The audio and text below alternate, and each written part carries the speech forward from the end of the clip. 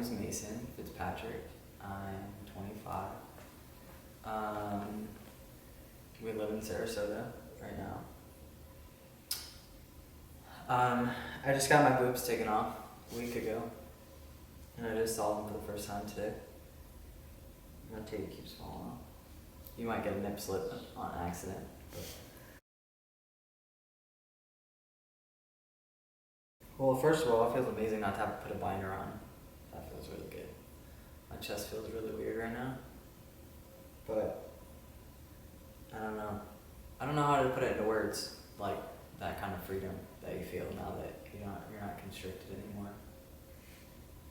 And you don't have to help me put a binder on. Or off. It's been a year and it's March. It's been a year and a month since I actually told my family and was public about it.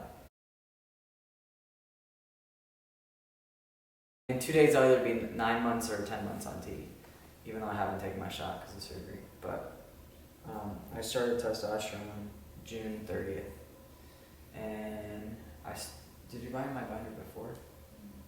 So sometime before then, she bought me my first binder. But putting my first binder on, well, I couldn't breathe, but we were at Sam's Club, and she had it for a while and pulled it out from underneath the seat in the truck and handed it to me. And I planned on ordering one for myself, but she's like, "You're so impatient, you couldn't just wait." So she I think you were trying to give it to me for my birthday or something, but I took it out and saw it, and I was so excited, and I put it on before we went to the Sam's Club, and the entire time I was rubbing my chest. I was molesting myself. Walking down the frozen food aisle, just rubbing himself. Swear to God, the entire time I was this feels so good. I think we were sitting there, and I think you said something, you looked at yourself or something, and you're just I can't wait, or I think you said something about getting a binder, and I'm just here. You just said it so many times within the last couple days that I just couldn't not give it to you. So yeah, but he walked around the whole time we were in the store just rubbing himself. Yeah, I'm gonna do that when I have a shirt on and when I have feeling in my chest, so it doesn't feel so weird. But plus my hand sticks. It's sticky up there. But this, I don't know. It's still, I don't think it's slapped me in the face yet.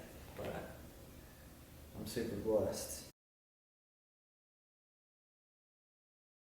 We've been together since July 7th of last year. We met before I started testosterone. She was with me for my first appointment, my first endo appointment. How is this all for you, Brandy? It's been a really cool ride. It's been... You can be honest. No, it really has. You can say how much you want to kill me all the time.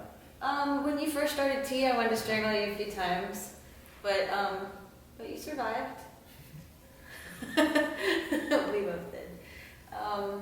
It's been a really eye-opening experience. I'm trying not to cry. It's okay to cry. You just don't think of other people's struggles. I think a lot of times we have blinders on. We're just so worried about ourselves, and we're just day to day. So it really made me open my eyes up more to other people, if that makes sense.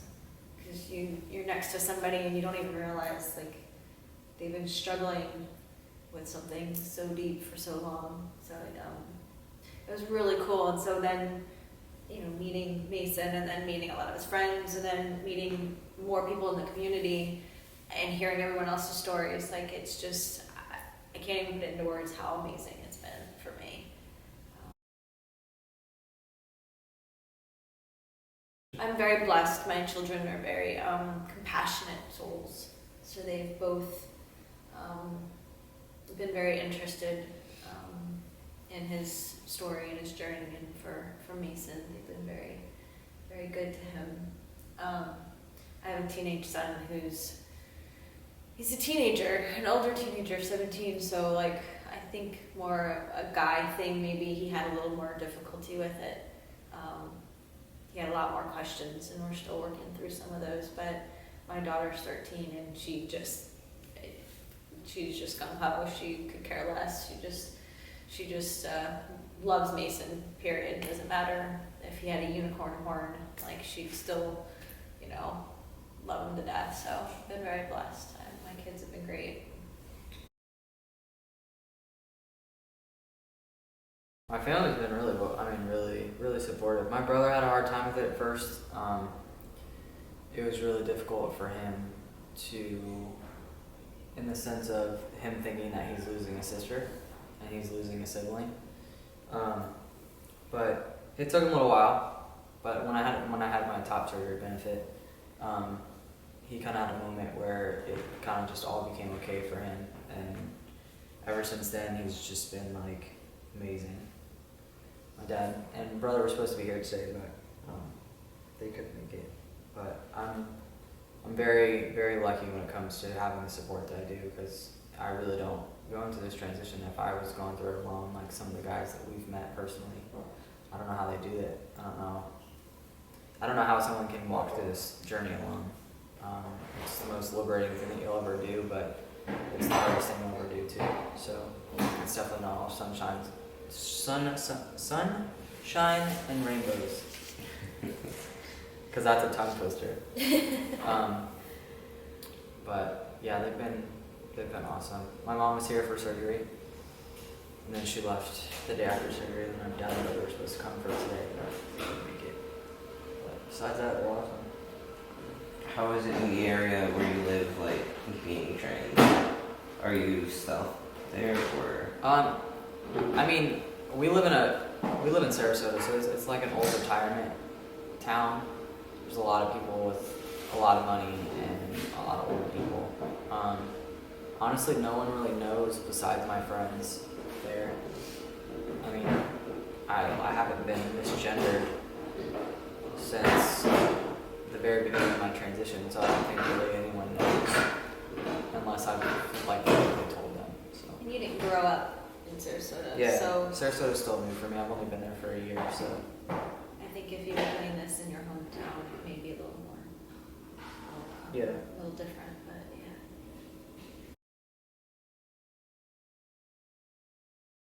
yeah. I really have mixed opinions about living in a stealth lifestyle, just because if I wasn't open about who I was, I wouldn't be right here today.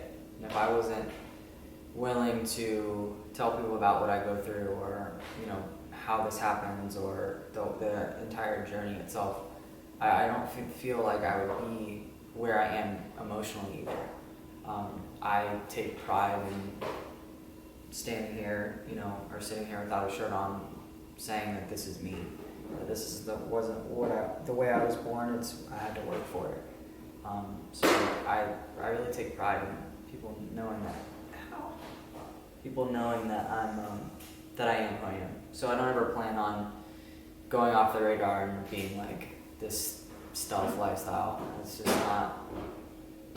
Everyone's different, but it's just not for me. I mean, I don't need to walk around and have a trans pride shirt on every day, but I'm not gonna cover my scars up either, because they made me who I am. So.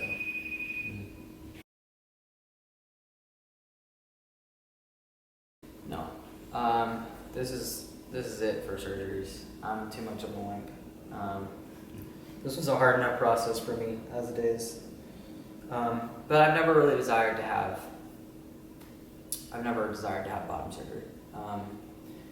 It's kind of just one of those things that, I've accepted about myself, that I don't, regardless of whether it was changed into a penis or not, I feel like I would have extreme dysphoria with it, so why not save all the money and time and surgery and the whole process if I've kind of just learned to accept it the way that it is. But like I said, everyone's different, and I commend anyone who can go to that step, and because I know that it feels exactly like it does now, like with me having top surgery and not having breasts anymore. Like, this is such a amazing thing for me, and I know it's just the same when they've had bottom surgery as well. So I can't imagine how exciting that is for them. But me personally, I won't be taking any more steps. besides maybe getting a beard transplant.